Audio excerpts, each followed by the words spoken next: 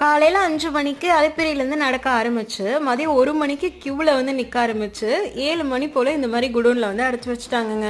அதுக்கப்புறமா நாள் 1 மணிக்கு க்யூவில் நின்ன நாங்கள் அடுத்த நாள் காலையில் 10 மணிக்கு தான் தரிசனத்தை முடிச்சுட்டு வெளியே வந்தோம்.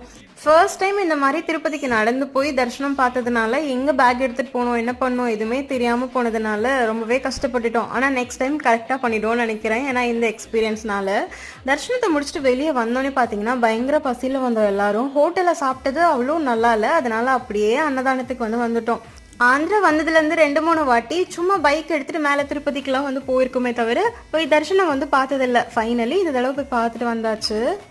நம்மளாம் நினச்சா போக முடியாது, பெரும்பாலும் கூப்பிட்டா தான் போக முடியும் அப்படின்னு சொல்லுவாங்கல்ல, அது உண்மைதானோ என்னவோ தெரில. ஏன்னா இங்கே வந்து 2 வருஷம் ஆச்சு, இப்போ தான் போய் பார்த்துட்டு வந்திருக்கோம். நல்லா சாமியெல்லாம் கும்பிட்டு முடிச்சுட்டு கோயிலை நல்லா சுற்றி பார்த்துட்டு அதுக்கப்புறம் வந்து கீழே வந்துட்டோம். இந்த மாதிரி விளாக் உங்களுக்கு பிடிச்சிருக்குன்னா மறக்காம நம்ம சேனலை சப்ஸ்கிரைப் பண்ணிக்கோங்க, லைக் பண்ண மறந்துடாதீங்க. பை.